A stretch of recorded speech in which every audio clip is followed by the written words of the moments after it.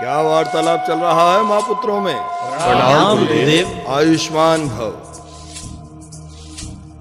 पाताल लोक में आपका स्वागत है गुरुदेव, आसन ग्रहण कीजिए।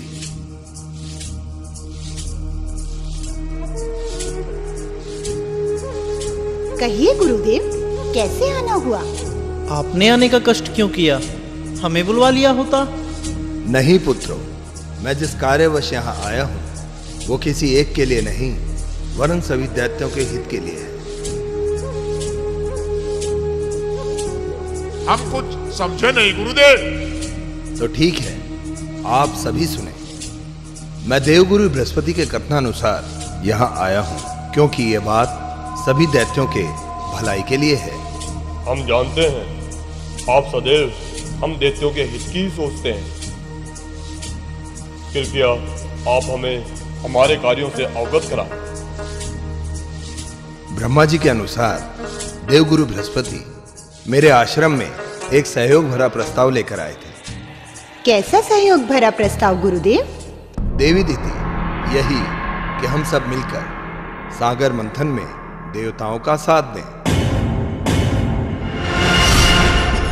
नहीं गुरुदेव, मैं नहीं चाहती कि मेरे पुत्र या कोई भी दैत्य नरेश देवों का सहयोग करे। परंतु क्यों देवी दीदी? आप तो जानते ही हैं गुरुदेव कि देव कितने छल कपटी होते हैं। हाँ गुरुदेव, अवश्य ही उन्हें कोई समुद्र मंथन से लाभ होगा, इस कारण वो हमारा सहयोग चाहते हैं। परंतु उस लाभ में आप सभी की बराबर की भागीदारी होगी। हम उन दुष्टों को सहयोग कदापि नहीं कर सकते गुरुदेव। ये महादेव की आज्ञा है और जिसका पालन दैत्यों और देवताओं को मिलकर करना होगा। निसंदेह महादेव दैत्यों से प्रेम करते हैं, किंतु इस समुद्र मंथन से क्या लाभ होगा जिससे देवताओं के साथ साथ आप भी इतना दबाव दे रहे हैं? देवी दीदी, समुद्र मंथन में जो अमृत कलश निकलेगा उसे पीकर सभी दैत्य अमर हो जाएंगे।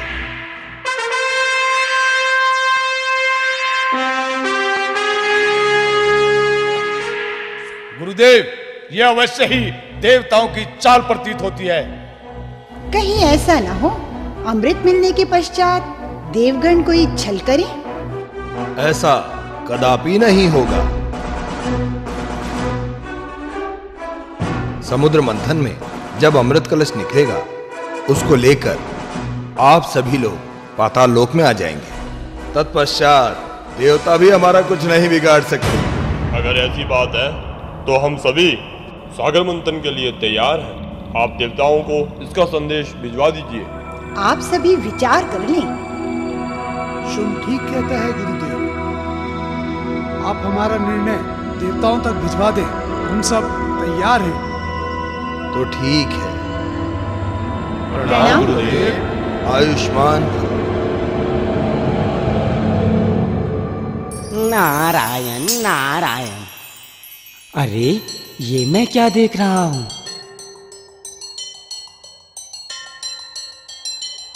दैत्य गुरु शुक्राचार्य और इस मार्ग पर चलकर देखूं तो सही, ये कहाँ जा रहे हैं?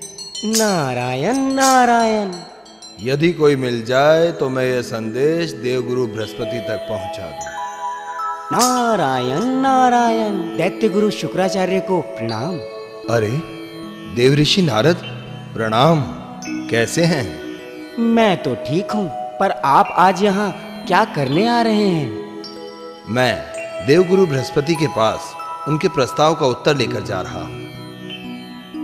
अब आप मिल गए हैं तो मेरा संदेश देवगुरु बृहस्पति तक पहुंचा देना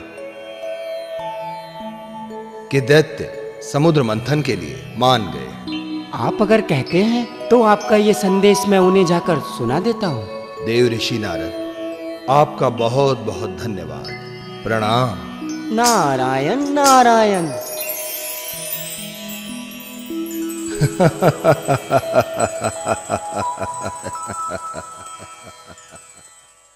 दैत्यों की तरफ से कोई उत्तर नहीं आया गुरुदेव। अवश्य ही संदेश आएगा और वह सकारात्मक ही होगा। ये आप कैसे कह सकते हैं गुरुदेव?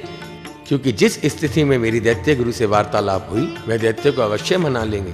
नारायण नारायण। और हुआ भी ऐसे ही है गुरुदेव। ये आप क्या कह रहे हैं नारद? मैं सत्य कह रहा हूँ गुरुदेव। दैत्य देवताओं के सहयोग के लिए तैयार हो गए हैं। तो क्या दैत्यों की ओर से कोई संदेश आया है? हाँ सूर्यदेव, मुझे आकाश मार्ग में दैत्य गुरु शुक्राचार्य जी ने ये संदेश भिजवाया है कि दैत्य देवताओं के साथ समुद्र मंथन करने के लिए तैयार हो गए हैं। नारायण नारायण। आपके मुख से ये शुभ समाचार सुनकर हमारा मन अति प्रसन्न हुआ नारद। आप ही हमारे नेतृत्व हैं गुरुदेव, चलिए आइए।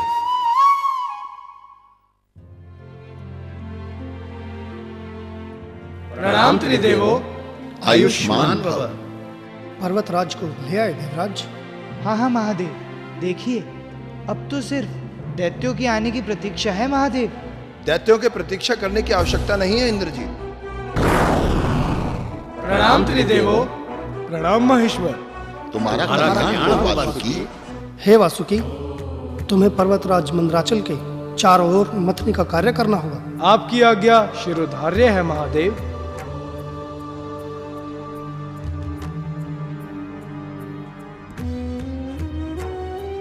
तो मंथन आरंभ करें महेश्वर। मंथन के लिए और भी वस्तुओं की आवश्यकता होगी।